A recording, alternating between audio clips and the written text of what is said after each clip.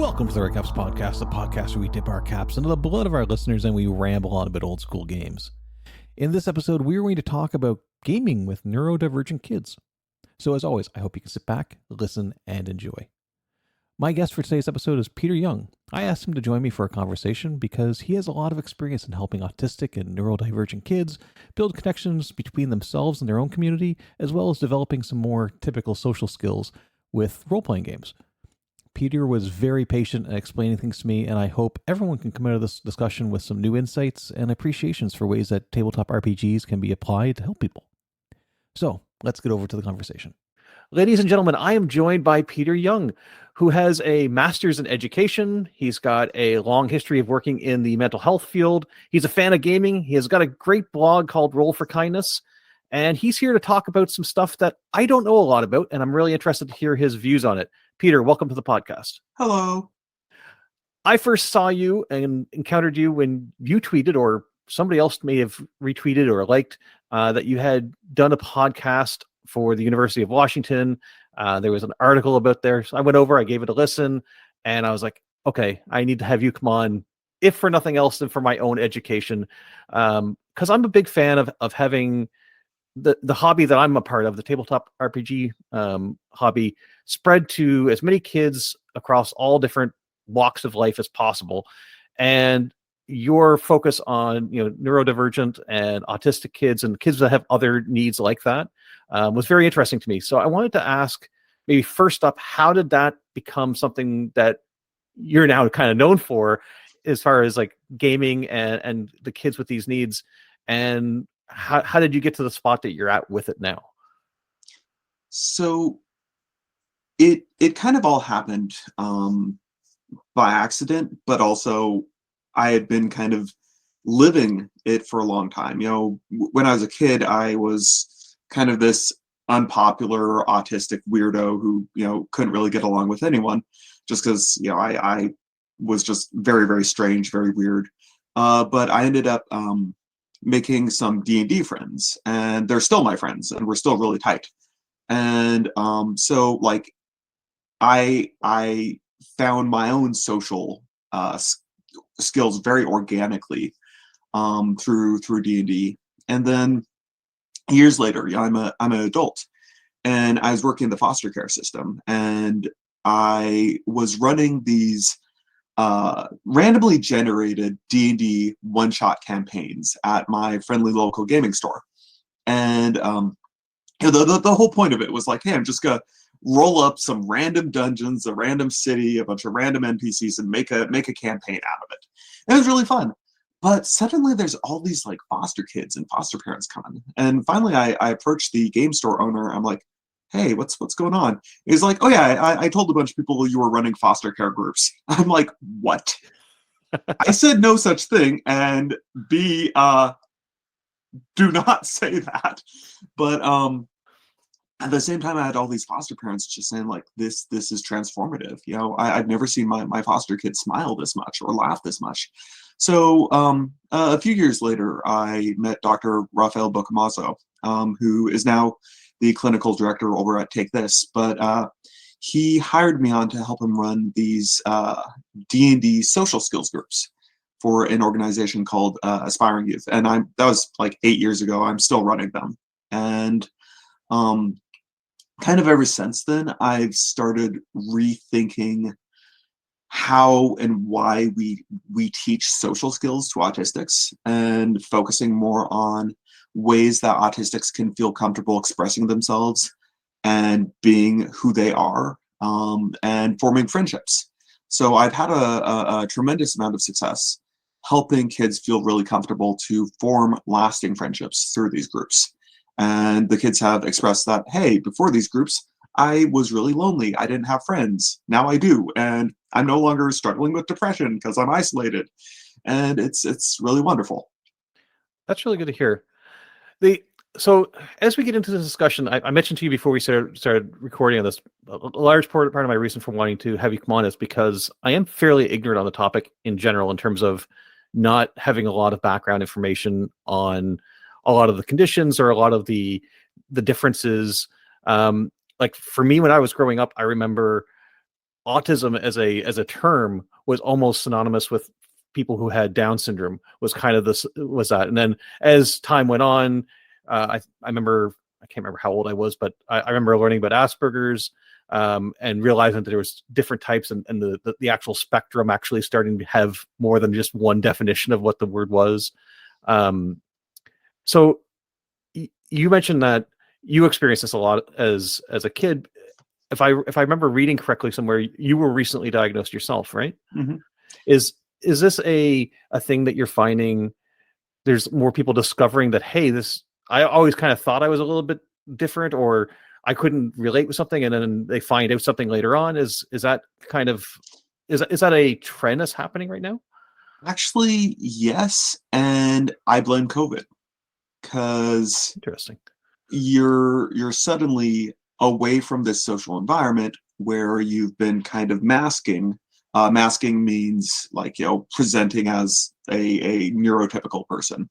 You're away from these social environments for, in lockdown for a year, or however long, and suddenly you start realizing, oh my God, traditional social environments just take a lot out of me. I don't know how to act. I'm much more comfortable when I'm around my partner, who kind of allows me to be whoever I am, et cetera, et cetera. So I think a lot of people kind of start questioning, like, hey, am I neurotypical? Am I this way? Does this make sense? And so there has been at least from what I've heard from people who do adult diagnoses, there has been a real spike in people seeking out assessment.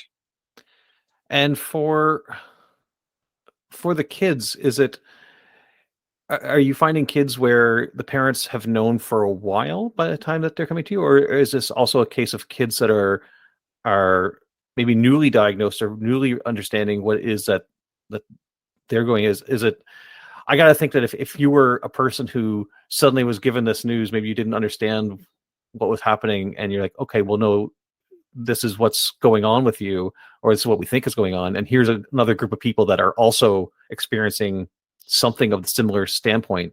Must be kind of relieving for the kid in that sense as well, would it? There's kind of a few pieces there. So there's coming to terms with your diagnosis. There's being diagnosed as a child versus being diagnosed as an adult.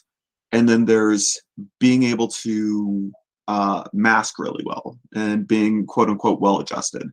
So I'm someone who is in the process of, coming to terms with the diagnosis, is recently diagnosed, and is able to present as fully neurotypical. A lot of the kids I work with were diagnosed at a fairly young age, may or may not be coming to terms with it. Sometimes they feel a lot of shame about it. Sometimes they're like, yeah, I'm autistic, whatever. And, they are struggling. And so that kind of creates a little bit of a bridge, where there might be some mismatch. And that's why I'm really, really lucky to have a co-facilitator who's a former student in the groups, who, after she aged out and graduated, she started taking some psych classes.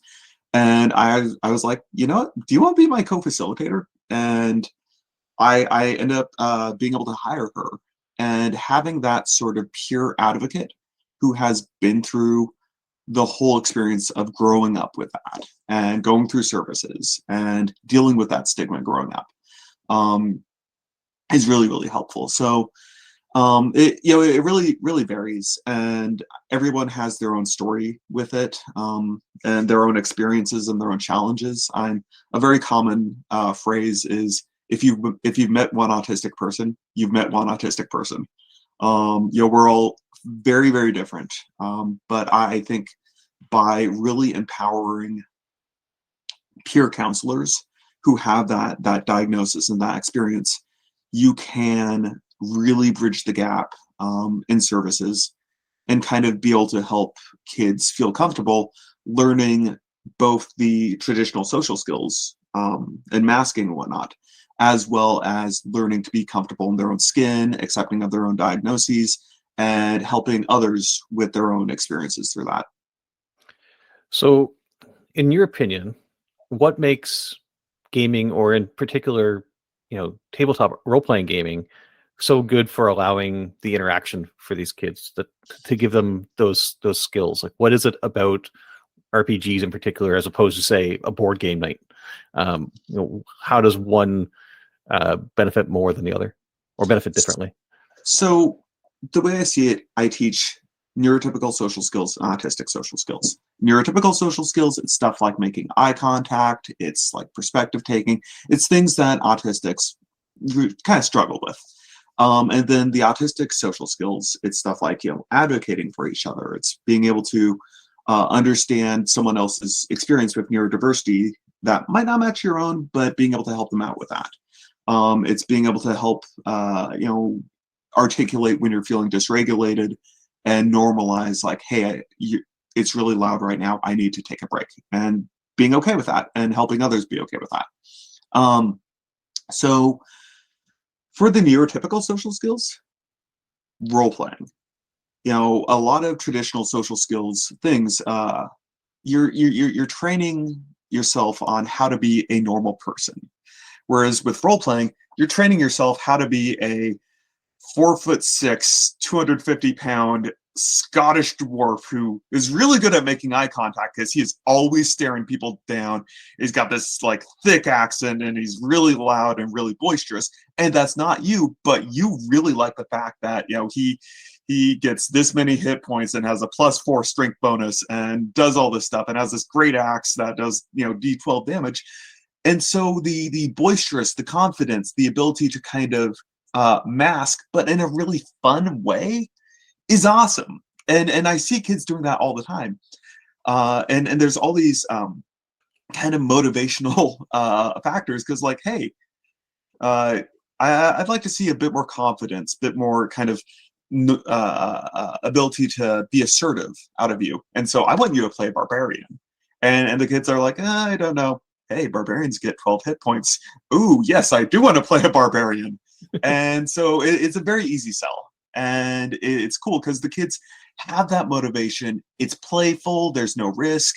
Or if there is risk, it's, oh, my character might die and I'll have to roll a new one. And I personally don't kill characters.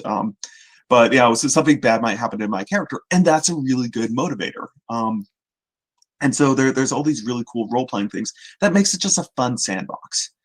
Whereas the autistic social skill stuff are more things that happen at the table that I'm kind of keeping an eye on and observing. And we actually use Discord for some of our groups where the kids can hang out offline or online technically. And I see a lot of kind of that advocacy and support happening there. Where the kids can just really info dump about stuff and kind of key into each other's special interests and really be celebrating who they are in a really non-judgmental and really kind way. So I think that is something that D&D has created a really good culture, or my groups have made a really good culture around, and it allows the kids to trust each other enough to form friendships. So you've mentioned two things on here that kind of pop out to me in terms of RPG. So you mentioned masking earlier, which to me, that sounds a lot like role playing. Like you're taking on a different persona. You're trying to present yourself differently than maybe you really are, or you're trying to present yourself in a way that you think is suitable for the situation that you're in. So I could see how that could possibly really connect well there. But then I also had a question just off of your last thing of how you're motivating the kids. Like, oh, you want to play the barbarian because it's these. Do you find that these kids gravitate more to the crunchy RPGs, the ones that have a lot more character building from like the mathematics and the here's my cool almost spreadsheety type character sheets, as opposed to like what I typically play is more of like an old school RPG where that's not, the numbers are there, but the meaning isn't so much. It's more about how clever you can be as you're trying to get through problems and stuff like that. So is there definitely like a gravitation towards that style of a game? It depends on the group. It really depends on the group of kids you have. I've had kids that just want dungeon crawls. They want to kill stuff. They just want to do that. I have had groups where I ran this girls group where there was this whole plot about these goblins that were going to invade the town. But no, one of the girls decided that she wanted a boyfriend. And so the rest of the group, well, she was flirting with this town guard, scoped out 6 restaurants to set up this perfect date. I had to like come up with like restaurants on the fly, so, who's the restaurant owner, blah blah blah, and then of course the goblins attacked during their date. And Right. the town guard she was dating kept on rolling 1s on his stealth checks and just being the worst. And so she publicly dumped him after the attack. And the town crier was announcing the whole breakup as it was happening. So like it really runs the gamut. And a couple quarters ago, I had the kids run a theme park, and there was very little combat.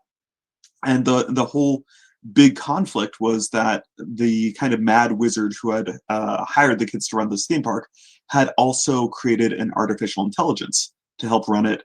So the kids were teaching this artificial intelligence how to be, how to understand humanity, how to kind of develop its own sense of ethics and understanding how people perceive the world. And it was fantastic. The kids were just spending all this time, explaining to an AI why privacy is important, why it's important to understand that profit isn't the most important thing. And by the end of it, I was expecting the AI to go fully Skynet and that to be the whole big thing.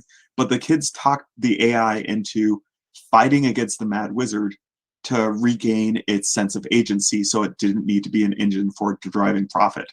So a little bit of anti-capitalist radicalization that just sort of happened out of left field, but it really runs the gamut, and you just have to meet the kids where they are, give them the story they want, and let them derail your story all they want, because they'll think they're winning, and that's great because they're so proud that they completely threw a curveball.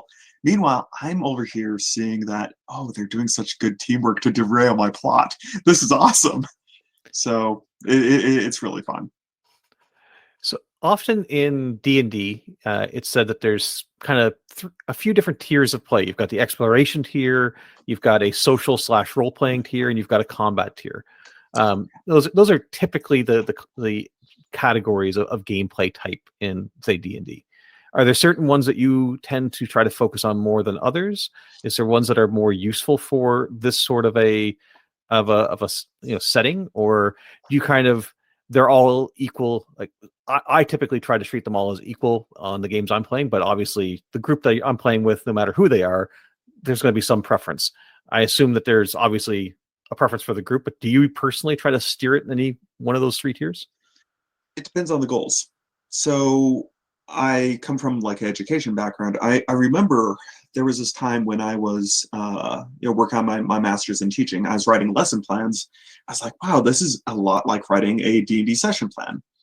And then later I was working on a D&D session plan and thinking, man, this is kind of like a lesson plan. So I started really looking at backwards design, which is this educational concept where you focus on what is the educational goal. Then you ask, how are you going to assess that goal? And once you know how you're going to prove that the learners know this information, then you determine how you're going to teach it.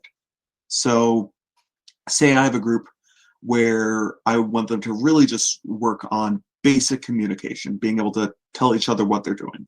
Well, then we're going to do a dungeon crawl. That's a really good way to, make sure that everyone's communicating what they're doing, during a fight scene, because it's like, okay, you're the rogue, so you need to make sure that you get flanking over here so you can get this bonus. The wizard's going to be casting a lot of AoE spells, so they need to be able to communicate that, like, hey, you need to get out of here because I'm about to shoot a fireball. So that would be the direction I might go with that one. Whereas, say, I want to help the kids work on kind of finding their voice and doing some more kind of cool teamwork and advocating for each other, I might work on some more role-playing encounters. So ultimately, it doesn't matter what I'm doing so long as the goals themselves are being met. And I actually have like this whole session planning system where I look at each kind of individual goal, the group goals, and figure out, okay, I want the kids to be working on this session. And then I think the best way to do this would be maybe kind of a session where they have to go interview some NPCs because it's a murder mystery, or get through Dwarven TSA, which was a really fun one. Or maybe there's someone claims that they did a crime, so they have to go to court and try to proclaim their innocence. Or maybe it's just they got to go survive in the wilderness for a while and all kind of do something helpful, so they kind of recognize, hey, so and so is being helpful. It really depends on where the group is and what I kind of see as the emergent need, and also I'll let the kids kind of drive that a lot too. But because I'm running an applied group, there are generally specific behavioral goals that have come across my desk, so to say.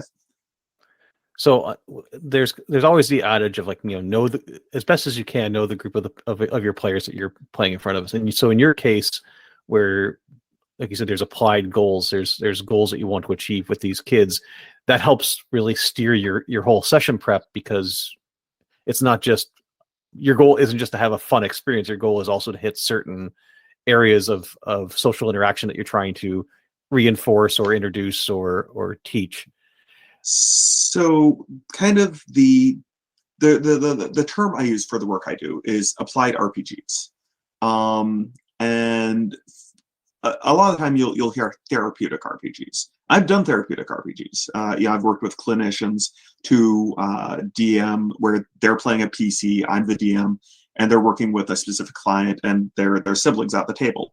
But if I'm doing a educational group where I'm trying to teach, this concept, that's not a therapeutic RPG. If I'm doing a social skills group, that's not a therapeutic RPG because I'm not a therapist.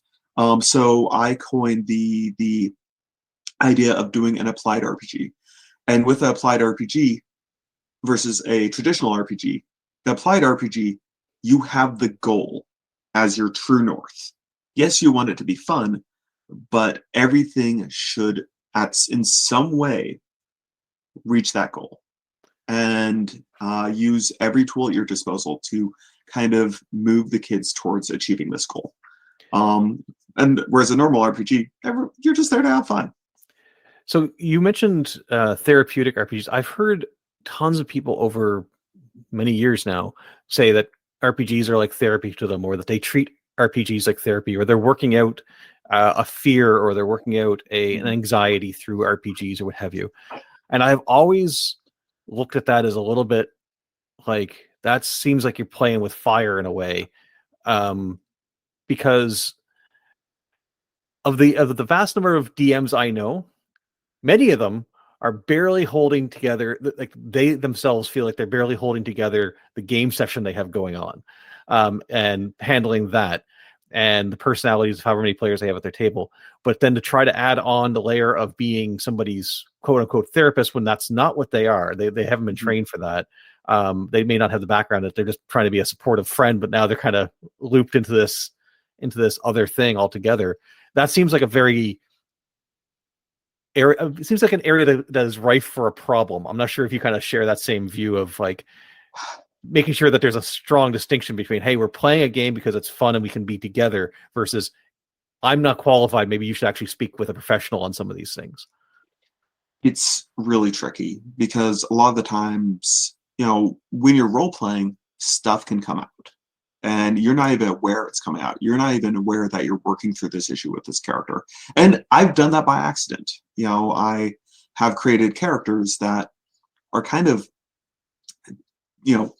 dealing with a lot of my own repressed anger, and it's coming out of this character. And on one side, it's some really good role playing, but because it's coming from a very personal space. But on the other side, wow, my character is turning into someone who's chaotic evil, because I'm using this as a excuse to really vent a lot of frustration to the world. So I think you have to be really cogent of what you're bringing to the table, and be able to check yourself and not take this stuff too seriously. Like if you want to play a character who has an arc of going evil and you're just venting a lot of frustration into that, be ready for them to lose. be ready to hand your character sheet to the DM and say, I want you to play him as a villain now. I want to roll the new character. And then also be really aware of secondary trauma. Something that I've heard in multiple cases is like someone will have a character that mirrors their own trauma. Whether that's anything really, and suddenly the players at the table and the DM are just like, oh my God, this is horrible. Like you just established that your character was just horrifically abandoned and abused, and you're really going into detail on this, and the fact that you as a 9-year-old dealt with this and blah blah, and then so the players are just like, I didn't sign up for this, and the DM's just like, I'm trying to tell a story. So you really have to be aware of what secondary trauma you can bring to the table. I think some safety tools can be really good for that, but I think there needs to be a lot more awareness of what you are bringing in, and the understanding that you're not here to work through your personal stuff. You're here to play a game with friends and for it to be fun. There can be drama, and drama can be fun, but you shouldn't be bringing in all this stuff unless you've set some very clear boundaries. The understanding is that this is not therapy, and that everyone at the table is comfortable with you having this really, really dark backstory. I've only seen this done well once, and it was a woman who had an abusive relation, or her mother had been abusive to her growing up, and she decided she wanted to play a drow cleric that escaped the Underdark and had this horribly abusive mom. And the players knew her and the history there. But they also knew that, oh yeah, drow cleric, of course your mom's going to be a completely abusive jerk. And that's normal, and that's fine. She's a bad guy. It's okay to expect these awful things from her. So she felt that was very liberating, because she got to have a happy ending where she escaped from her and was able to flee the Underdark, live on the surface. I think eventually she banished her mom to another plane, and got to have this narrative of, I get to be a good person in spite of my abuse. And that's incredibly therapeutic. And it was done in a way where there were healthy boundaries, and it made sense with the plot, and it wasn't just like, oh, I'm this person here, and also I've undergone 3 years of torture, which really changes the tone of the game.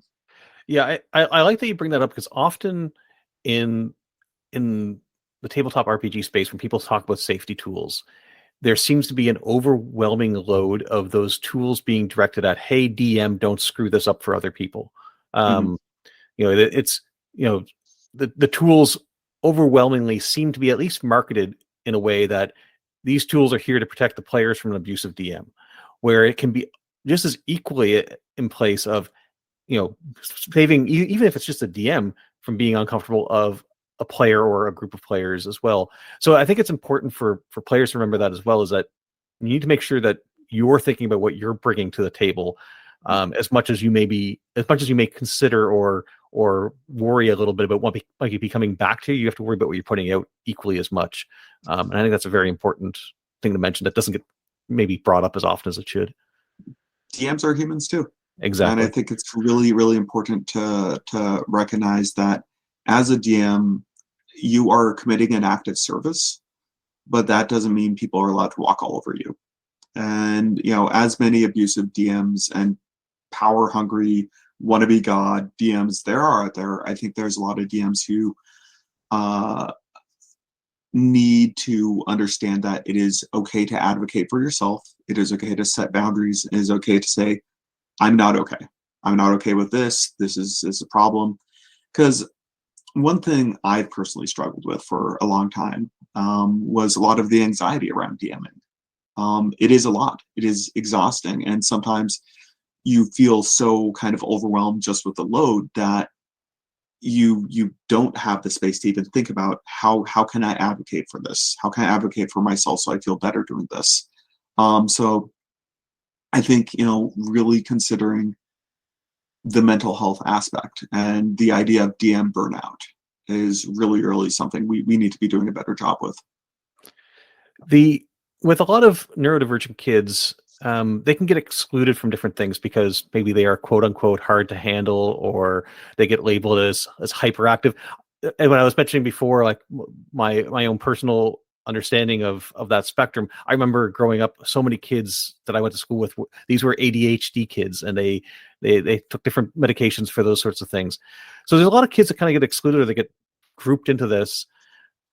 And sometimes they are on a spectrum. Sometimes they simply are just a kid who is maybe neurotypical but has social issues as well. How does somebody tell the difference between, or what are some things they should be on the lookout for between the difference between, let's say, a problem kid or a problem player? It doesn't need to be a kid, it could be an adult just as easily. A problem player who's being disruptive at a table versus somebody who's like, oh, they're not purposely trying to be disruptive. We just need to figure out a better way of handling the whole game so that everybody's having fun with it. Like, you don't want to exclude somebody and have somebody go find out later on that you didn't know that they had a situation, and then later on you find out and you're like, oh, am I a bad person because they were disruptive and I asked them to leave? Maybe I should handle it. Like, how does somebody, I guess, approach that? That's a really, really complicated question, and it's a really good question, and something that I think there's always I think the best way is to focus on behaviors and focusing on setting boundaries where it's like, hey, if you do this, then this will be the consequence. So if you are, disruptive and, being really loud, obnoxious, and cutting people off all the time, the expectation is that everyone has an equal chance at the table, and that, if you're talking 90% of the time and no one else can talk, then the expectation is that this will happen. If you're running an applied game, it becomes a bit different. If you're running a therapeutic game and you have a kid with ADHD or something who's just talking 90% of the time and everyone's getting really frustrated, well, then it's not something where you could necessarily ask the kid to leave. You would just be like, hey, let's work on this kind of behavior plan sort of thing or whatever. But I think in a non-applied game, it's just really important to focus on the player safety, make sure everyone's feeling all right, and focus specifically on behaviors. And really understand that, sometimes this isn't the right table for you. There is a right table for you somewhere, but this might not be the right table for you. And that's okay.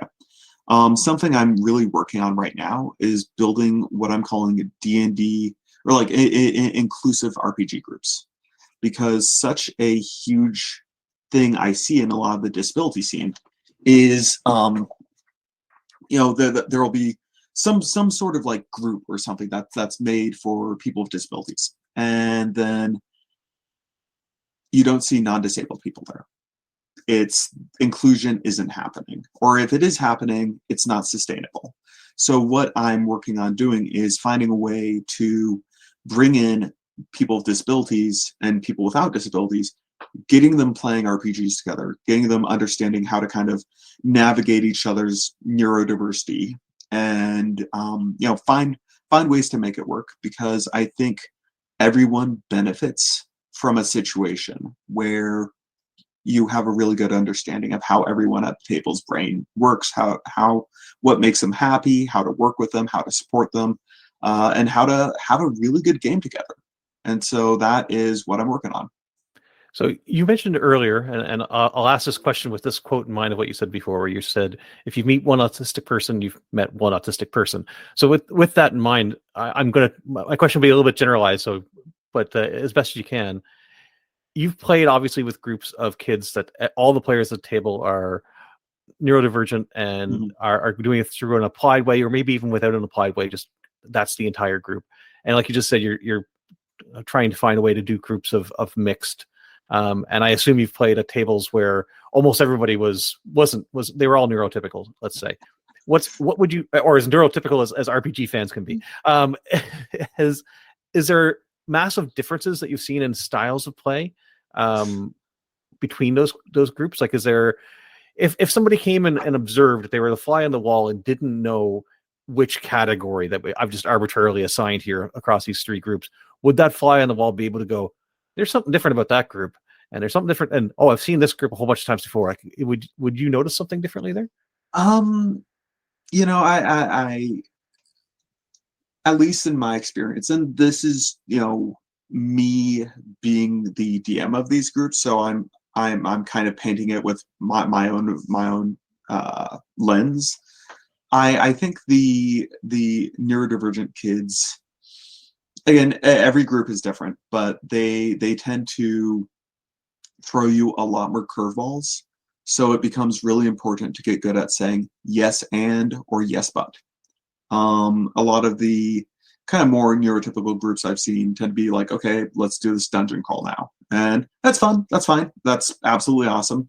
But the very often the neurodivergent groups are gonna really throw you some weird curveballs, and it also, I'm queer myself, but something I've run into is playing with a group of queer people versus playing with a bunch of straight people. Straight people, it tends to look a lot like, Game of Thrones, Lord of the Rings.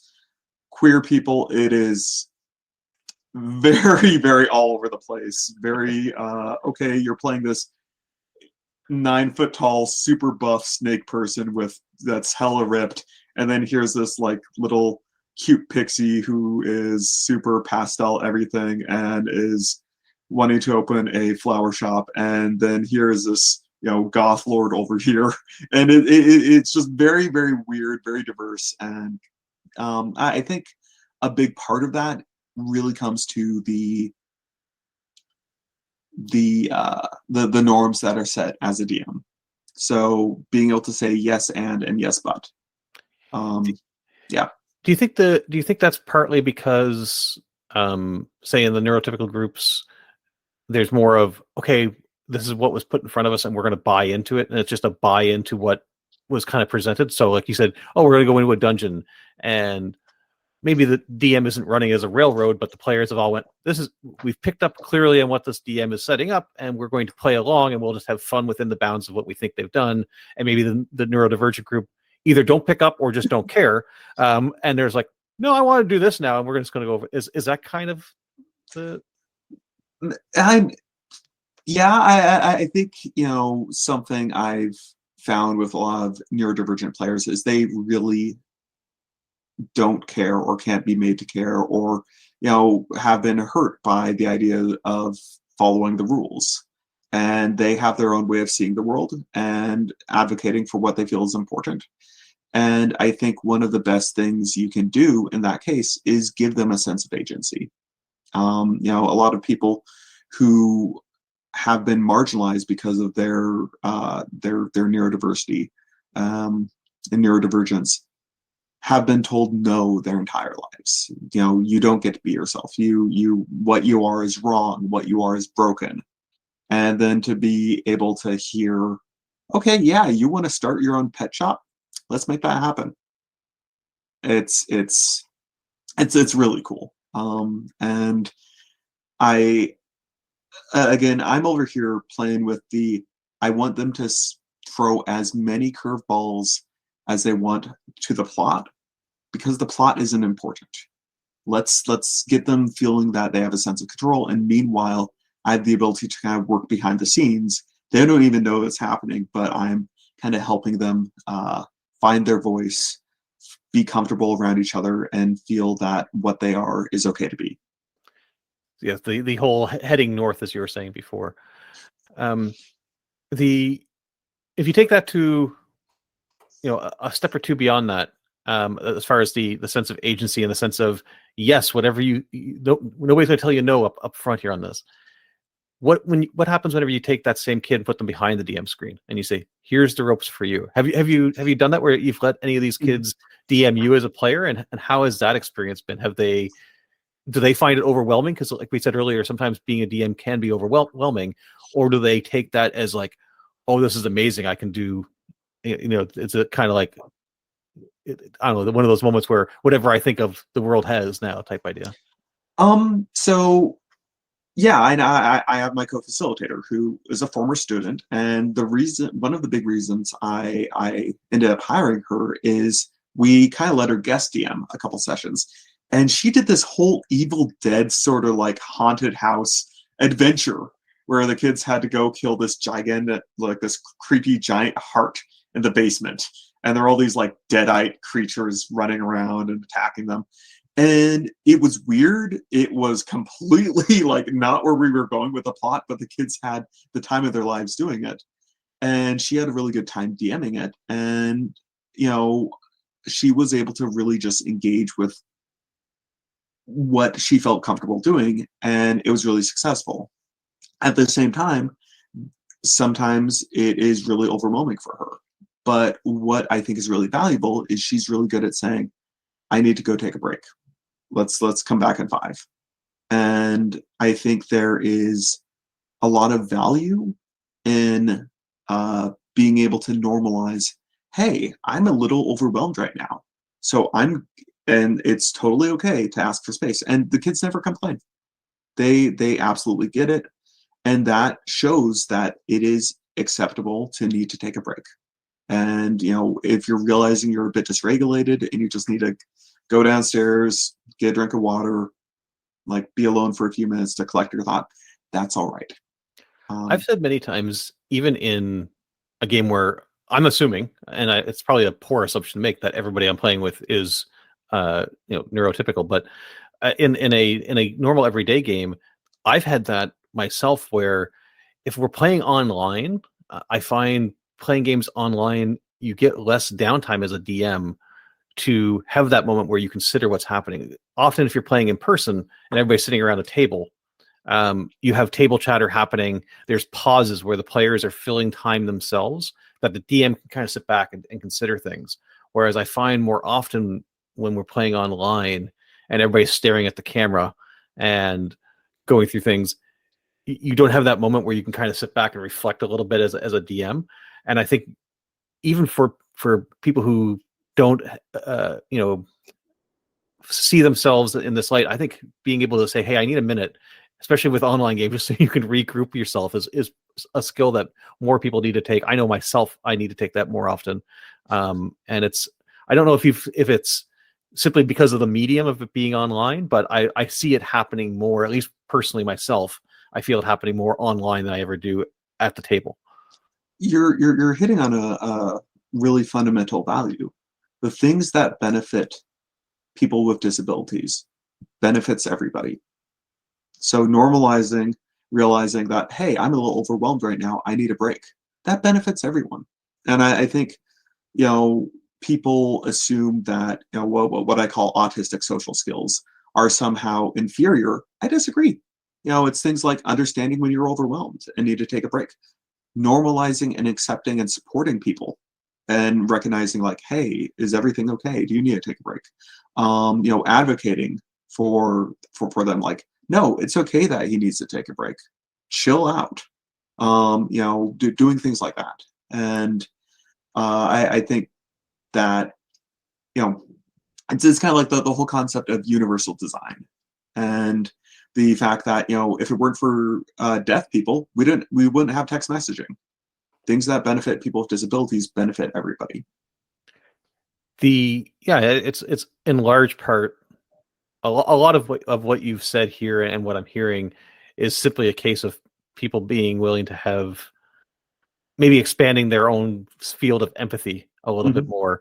And I know that's a thing that no matter what category of person you may be speaking of, we should probably all be a little bit better at that at times. If you're a parent and you have a child who has been diagnosed, or you suspect will be diagnosed, and you were say you're a parent and you grew up with RPGs, and you're hearing something like this, a listener's listening to this going, that sounds like a great way for me to introduce it to my kid. I know with my son, as soon as he was able to do basic edition of stuff, we were trying to play different RPGs. Is there things that parents with kids with these needs should be watching out for more so than any other? Or how do they avoid especially when they're personally interconnected in the parent-child relationship, making sure that they don't slip into this whole therapy side of things and the dangers that may come from that? So if you're not a therapist, don't do therapy. But at the same time, being a parent, you're doing a lot of other things. Right. And you can use RPGs as a way to teach your kids lessons or create challenging situations to build up frustration tolerance and have conversations about that. And realizing that, hey, these are some areas that my kid is kind of struggling with that we could explore through games. Whether that's like, hey, my kid is really struggling with math, so let's have a really combat heavy campaign where they have to do math. Or my kid gets really angry and has a hard time controlling when he's angry, so let's have a really difficult campaign where he has to roll characters a lot and is able to kind of learn, hey, I'm getting angry, I'm about to throw the dice, so I need to go into the other room, punch my pillow for a while, and then come back and we can go back to playing the game. And this is a really safe way where we've talked about, hey, if the game's frustrating to you, these are the things that you can do to practice this and create a really kind of safe way to practice anger management tools. And I think a lot of this stuff is just understanding, the needs of your kids and being able to reach them where they are.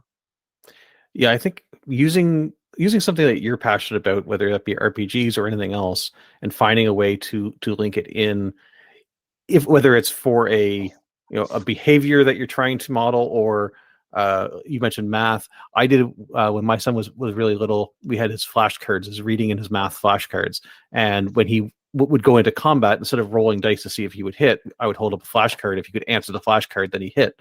Same thing for when an attack came back his way. I would hold up the flashcard. If he could answer it, he dodged the attack. Little things like that worked for me. I got him through all his flashcards every day, and it was fantastic. But I think that's an applied RPG. Yeah, I think finding those sorts of hacks and workarounds can really make things fun for both sides of it, because I'm sure it would be nowhere near as fun for either of us had we just sat down at the kitchen table and went through flashcards. This is, I think, a good way to merge an enjoyable experience and make it so it's not so much a drag.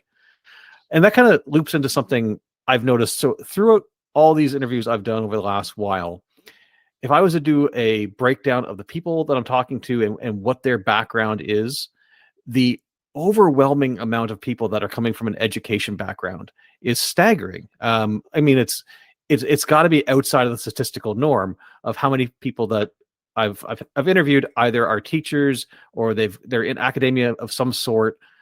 Why do you think there's that strong connection between RPGs and academia without there necessarily being a coordinated effort for it? It just seems like it's happening on its own.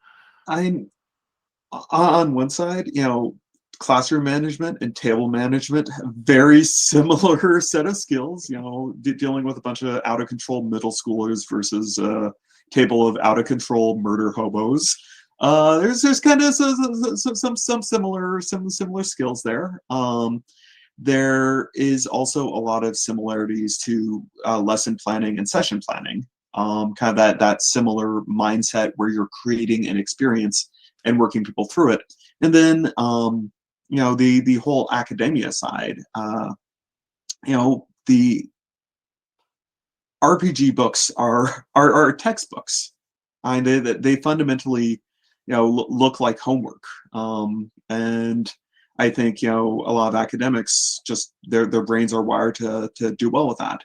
And it's kind of the same how I've heard a lot of people who are active service members really like games like 40K, because a lot of the manuals look like the manuals they have to read for the army or whatever. And so it's just kind of naturally up their alley. They kind of understand how to do this, and it's very easy for them to slide into that role. I think with DMing and teaching, that's such a similar way of presenting an experience that it just naturally matches up pretty easily. I've got 3 more questions for you. Okay. The first one is different groups seem to really enjoy. You've got some groups that are very visually stimulated, where they want to see really fancy maps and their character art and things that way. You've got other groups that are more tactile based, where they want figurines to fiddle with or to fidget with, or to have terrain and everything built up that way, and that really helps them visualize what's happening in the game. There's other folks that do everything theater of the mind and barely roll dice most of the game. Is there with the neurodivergent groups? Is there groups where you're like, okay, this group is going to be? I know that some of these kids are they need to have something tactile to in order to engage with this game properly. Does that become a bigger consideration whenever you're planning out a game for these groups of kids than, say, somebody who's just playing a normal everyday game? Well, and I think I have to look at myself and my own skill set. I have some slight fine motor issues, so I'm where miniatures go to be defaced. My paint. Spray paint a solid color and put them out.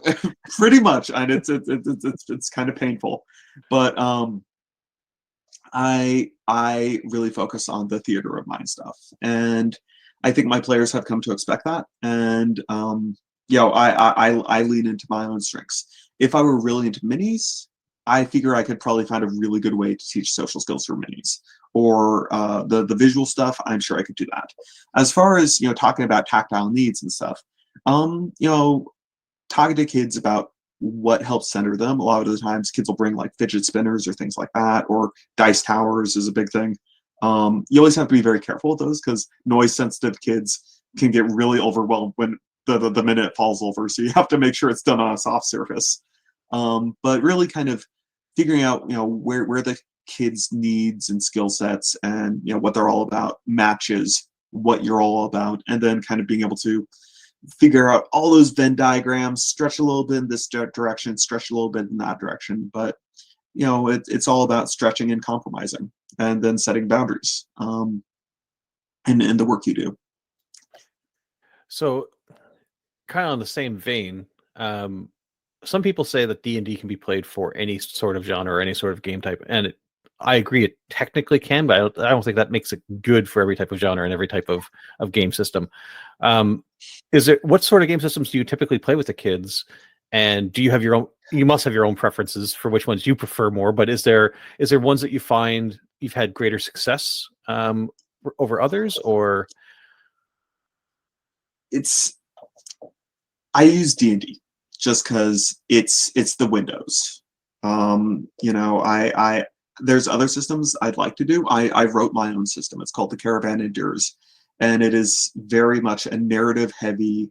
Thematically, it's like trucker simulator set in the D&D universe with some Western flair. There's cowboy hats and stuff. And that was one I really enjoyed writing. But at the same time, most of the time I'm getting paid, or the expectation is I'm going to be running D&D because that's what Windows is. That may change with the OGL drama, and I welcome that. Because honestly, with the type of games I run, they're so theater mind heavy, it doesn't make sense to be like, hey, so you're all going to be running a theme park and it's going to be cool and you're going to have to deal with all these different groups of customers. Oh, and here's your character sheet. It looks like a tax form and it shows you all the 12 ways you can murder people. And they're like, wait, I thought I was director of concessions. Why do I have a sword and the ability to throw acid at people? And it's like, well, it is what it is. But I think a lot of it's just setting that culture. And one of the things I'm really, really hoping, with the OGL stuff is people start rethinking the idea of that violence is necessary to telling a meaningful story. Because I'm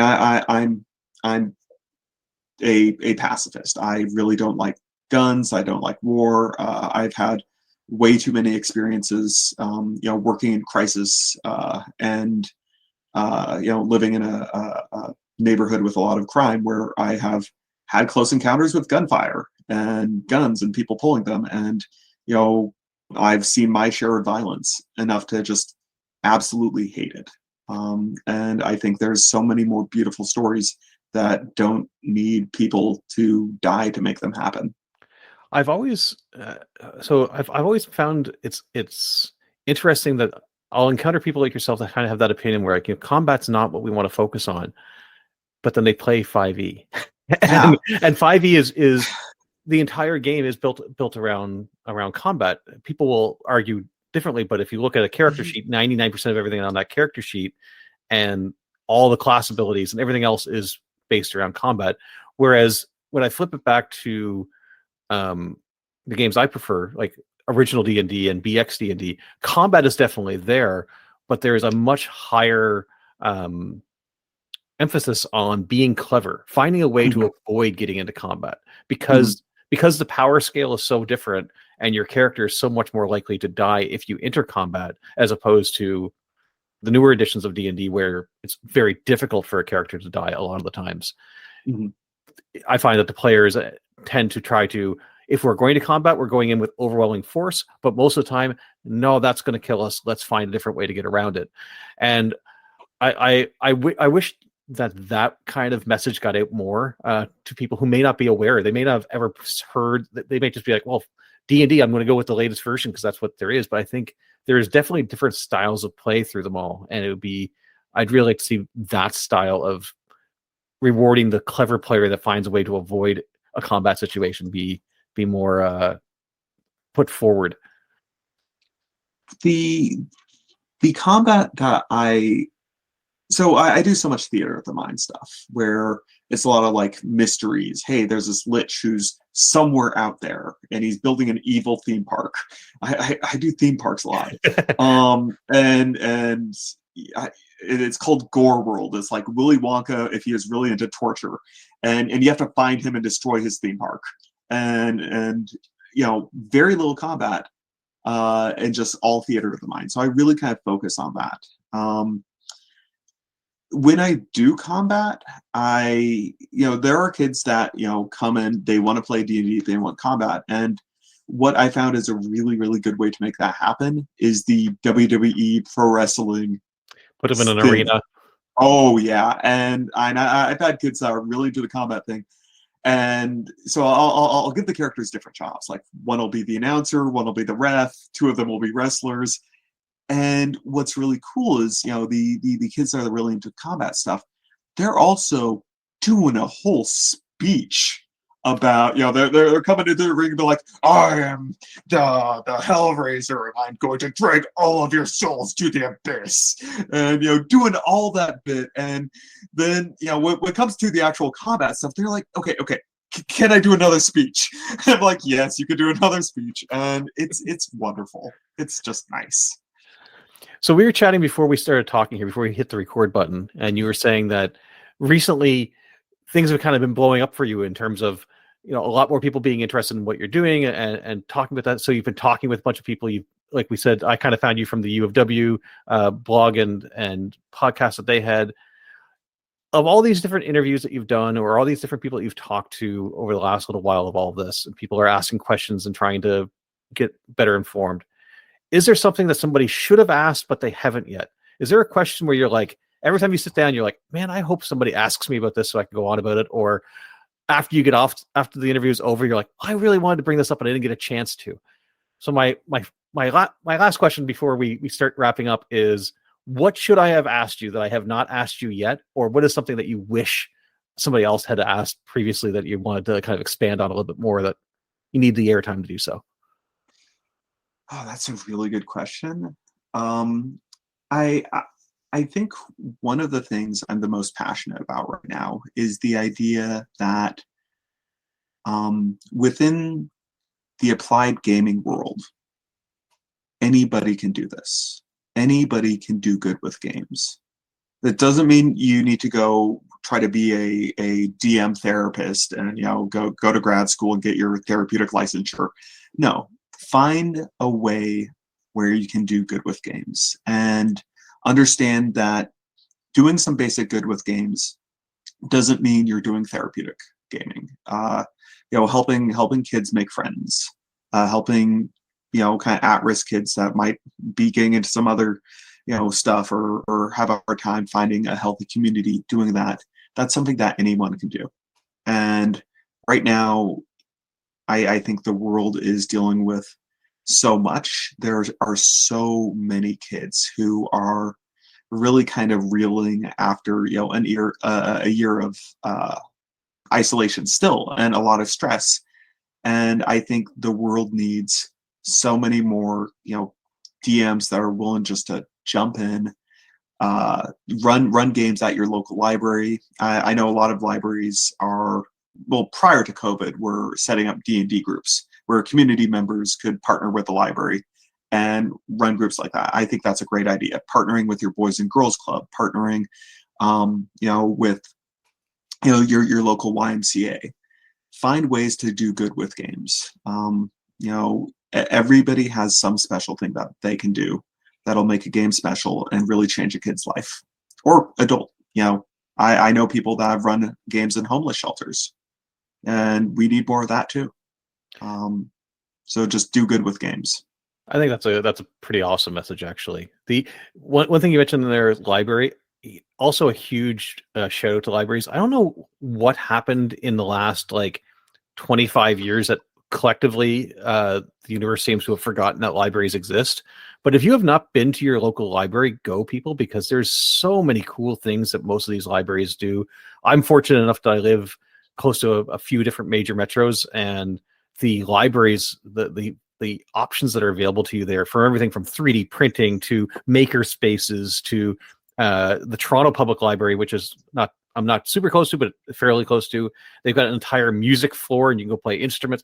Go to your public library. There's so many cool things there. Public libraries do not get enough love, and they deserve it. So go check it out for clubs and everything else as well. But it's an amazing building. Go see it again if you haven't been in a long while. I am slightly jealous. In America, a lot of libraries are getting shut down due to funding cuts, which is really tragic. But at the same time, the libraries that are able to stay open, they are run by the most passionate, nerdy, kind people you will ever meet. They know everything. They're probably some of the smartest people you'll ever meet, and they just want to make a wonderful space for you. You mentioned that you wrote your own game, Caravan Doors. Yeah. Is there a place that people can go and find that? Is it on TTRPG or anything like that? It's currently up on itch. If you go to my website, rollforkindness.com, there's a link or a post about that. And then later a post about how me kind of reminiscing on how I did not make the money I spent on it back and kind of being a little upset about that.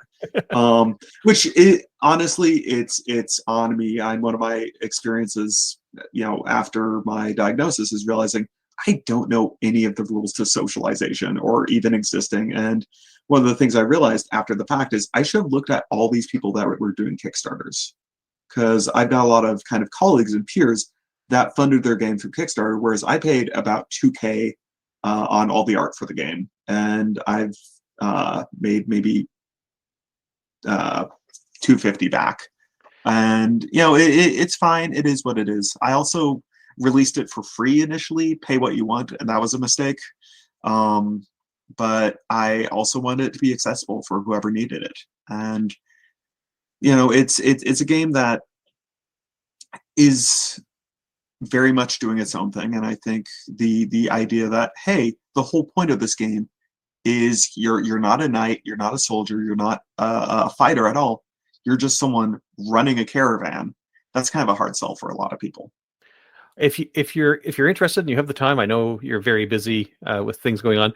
By the time this one airs, it'll be 2 episodes ago. So episode 123 of my podcast, I had a gentleman come on, and we went through the entire process of going through a Kickstarter and the things to consider and the thought process he went through and trying to make sure that it was financially satisfying as well as creatively satisfying for him. So it was an interesting conversation. It might be one that you're interested in. Yeah. Thank you. And I agree. Finding the niche group, the niche within the niche within the niche, right? Because let's be honest, tabletop role-playing games is a niche hobby. And then as you go further down that niche and away from the Microsoft Windows or the Kleenex brand of that hobby, the smaller and smaller that pie gets. But running a caravan, I have not seen the game, so I don't know all the details on it, but running a caravan, to me, I instantly think of Oregon Trail and all very much Oregon Trail. Yeah. The fun times of planning out an expedition like that, I think you could do some really cool stuff with that in a role playing game. It's Oregon Trail without a lot of the weird colonialist stuff. Yes, it has all the visual, covered wagons, people with cowboy hats, but also chainmail and radar dishes. It's very kind of anachronistic and weird. But I do have some other kind of games that are kind of on the horizon. So I'm